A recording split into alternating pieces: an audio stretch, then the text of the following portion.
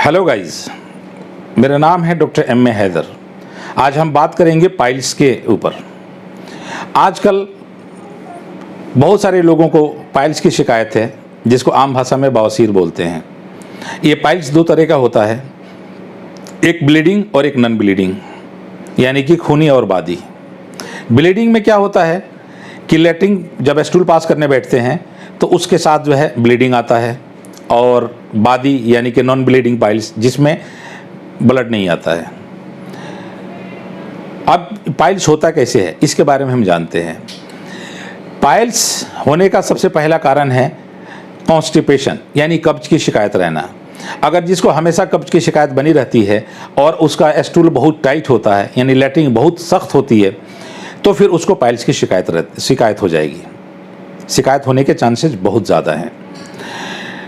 अब ये होता कैसे है, इनिशियल स्टेज में जब आप लैट्रिन के लिए जाते हैं स्टूल पास करने के लिए, तो ब्लड आपके लैट्रिन के साथ आता है, मिक्स होके आता है, और इसके जो मस्से यानी हेमोरॉयड अंदर के तरफ होता है, उन मस्सों में सूजन आ जाता है।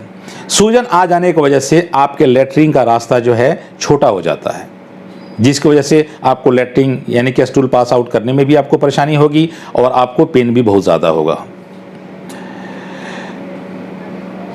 बाद में क्या होता है कि जब आप थोड़ा सा आप इसको जब केयर नहीं करते हैं, जब आप केयरलेस हो जाते हैं, आप डॉक्टर से कंसल्ट नहीं करते हैं, तो फिर ये क्या होता है कि जब आप लैट्रिन करने बैठते हैं तो ब्लीडिंग तो आती है, लेकिन उसके बाद भी लैट्रिन करने के बाद भी ब्लड टपकना शुरू हो जाता है। जब इसका स्टेज और पुराना होता है तो फिर ये ब्लीडिंग जो है पिचकारी की तरह आना शुरू हो जाता है। जब लैट्रिन करने बैठेंगे तो पिचकारी की तरह ब्लड आएगा। ब्लीडिंग पाइल्स में ज़्यादातर पेन कम होता है नॉन ब्लीडिंग के अकॉर्डिंग। नॉन ब्लीडिंग के कंपैरिजन में ब्लीडिंग पाइल्स में पेन कम होता है। अब ब्लीडिंग भी देखना है कि ब्लीडिंग दो तरह का होता है।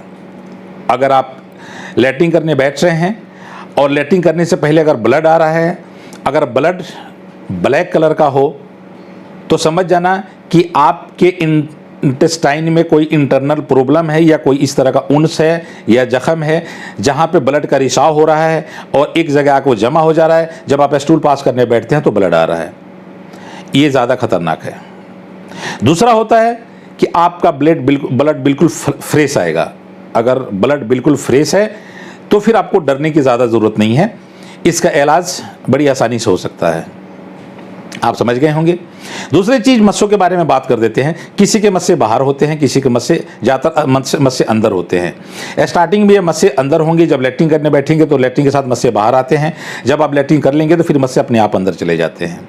उसके बाद मस्सों का साइज जब बहुत बड़ा हो जाता है तो फिर ये मस्से बिल्कुल बाहर लटक जाते हैं। हमें इसको स्टार्टिंग में ही इसका ट्रीटमेंट करना है। अब इसका ट्रीटमेंट क्या होगा? इसका ट्रीटमेंट ये होगा कि अगर आपको ब्लीडिंग पाइल्स है तो सबसे पहले ब्लड रोकने के लिए मेडिसिन आपको लेना ज़रूरी है। और अभी जो मैं ट्रीटमेंट बताऊंगा ये ब्लीडिंग और नॉन ब्लीडिंग्स दोनों पाइल्स में काम करेगा। सबसे पहले इसे बचने का तरीका, आपको कब्ज की शिकायत नहीं होनी चाहिए। इसके लिए क्या करेंगे आप ज़्यादा से ज़्यादा सैलेड लें, फ्रूट्स लें, ग्रीन वेजिटेबल लें, अपने डाइट में शामिल कर लें।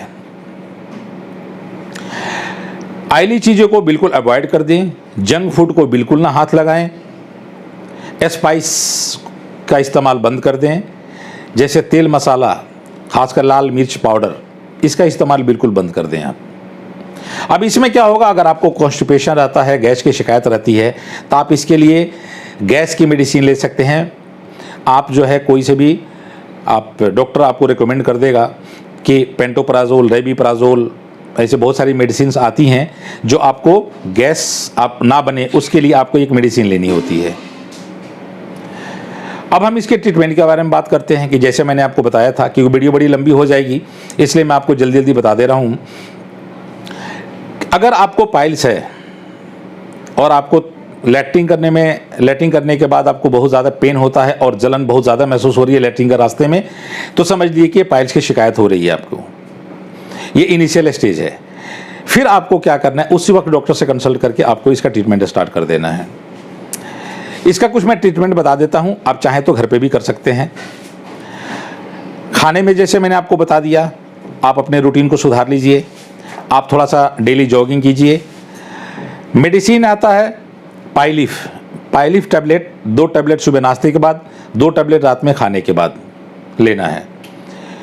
दूसरी चीज़ क्या है कि आपकी स्टूल सॉफ्ट हो जाए, उसके लिए लैक्सेटिव का इस्तेमाल करना है, यानी कि लैट्रिन पतला करने के लिए जैसे सफ्टोबैक, लैक्टोलूज, इस तरह के मेडिसिन आते हैं जो आपको रात में सोते समय लेना होता है गर्म पानी के साथ।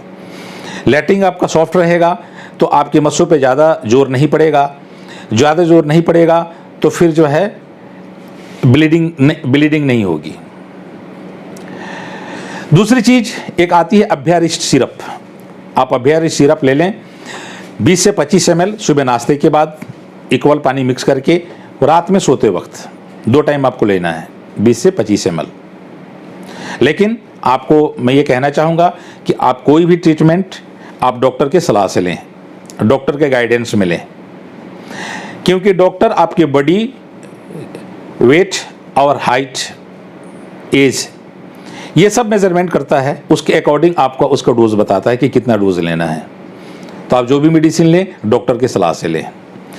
पाइलिफ का काम क्या है कि आपके मस्से को, उसके सूजन को कम करेगा, धीरे धीरे मस्से को ख़त्म कर देगा और जो है पेन में आपको काफ़ी रिलीफ मिलेगा।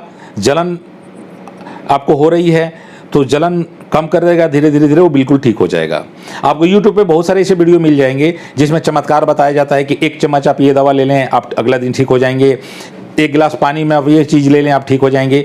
दोस्तों, मेडिकल में कोई चमत्कार नहीं होता। एक बीमारी है, उसका सिम्टम्स है, उसके ट्रीटमेंट के तरीके हैं, आपको उसकी अकॉर्डिंग चलना होगा। तो होप आपको समझ में आ गई होगी। जो मेन मेडिसिन है पाइलिफ टैबलेट, अभ्यारिष्ट सिरप और एक आपको ऑइंटमेंट का इस्तेमाल करना होगा, उसका भी नाम है पाइलिफ। ये क्रीम आता है, आपको रात में सोते समय लैट्रिन के रास्ते में आपको लगा लेना है और उसके साथ एप्लीकेटर भी आता है, आप एप्लीकेटर के साथ आप उसको यूज कर सकते हैं। फिर सुबह जब आप लैट्रिन करने के लिए जाते हैं तो उस क्रीम को आपको लैट्रिन करने से पहले एक बार अप्लाई करना होता है। आप ये करेंगे, आप देखेंगे कि 15 दिन आप मेडिसिन का डोज जो है, आप जो 2 टैबलेट सुबह 2 टैबलेट शाम ले रहे हैं, 15 दिन के बाद आप एक कर देंगे और आपका पाइल्स ठीक हो जाएगा। लेकिन पाइल्स ठीक होने में आपको बिल्कुल ठीक होने में कम से कम 3 महीने का टाइम लगता है।